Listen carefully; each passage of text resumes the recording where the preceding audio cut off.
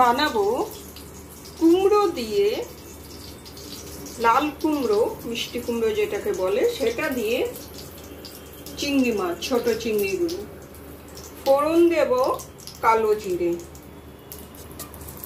এই যে, আর কিছু না, আর হলুদ আর নুন।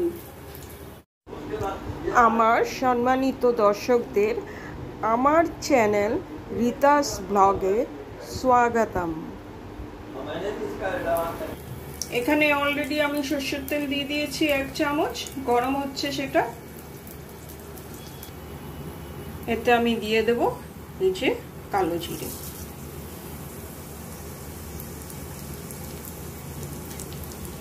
একটু নেড়ে চেড়ে দেব।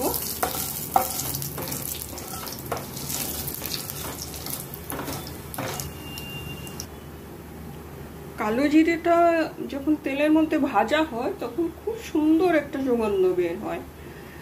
তো অলরেডি হয়ে গেছে ভাজা। এর মধ্যে আমি দিয়ে দেবো কুমড়োটা। আমি এভাবে লম্বা লম্বা করে কেটেছি। দিয়ে দেব লঙ্কা, এটা ঝাল লঙ্কা, তাই একটুখানি প্রয়োজন হয়। আর দিয়ে দেবো হলুদ।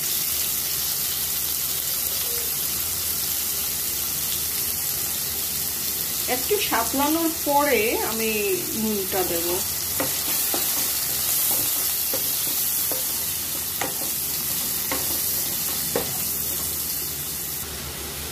কুমড়োটা বেশ হয়ে এসছে। এই সময় আমি দিয়ে দেব শ্রিম্পগুলো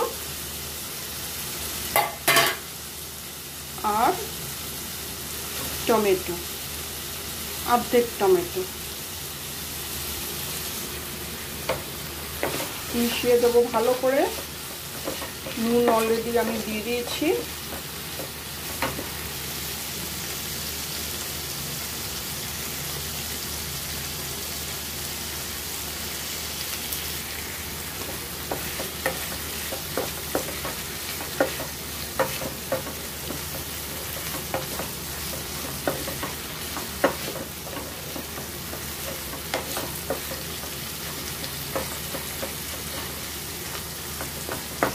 মিষ্টি কুমড়ো দিয়ে যারা এই শ্রিম্প এইভাবে বানিয়েছো, খেয়েছো, তারা নিশ্চয়ই জানো এটা স্বাদটা কত মানে সুস্বাদু হয়, যখন দুর্দান্ত হয়।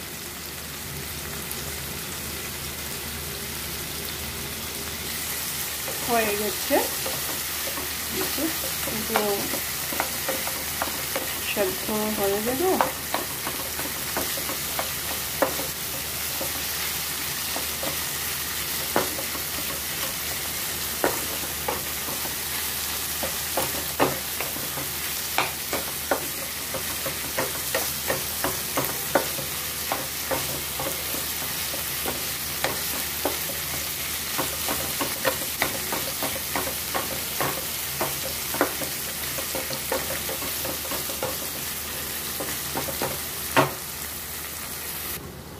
এবার আমি সার্ভ করে দেখাচ্ছি।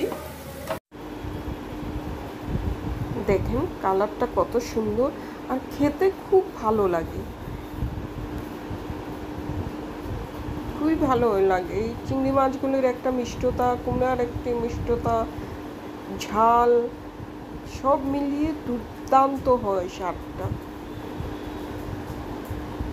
যারা খেয়েছেন তাদেরকে তো আর তারা জানেনি এটার স্বাদ।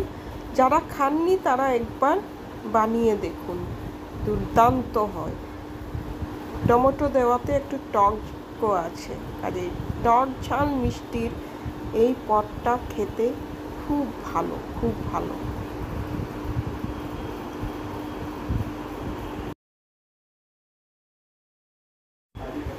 ভিডিওটি ভালো লাগলে লাইক আর সাবস্ক্রাইব করুন প্লিজ। কমেন্ট করতে ভুলবেন না। বাই।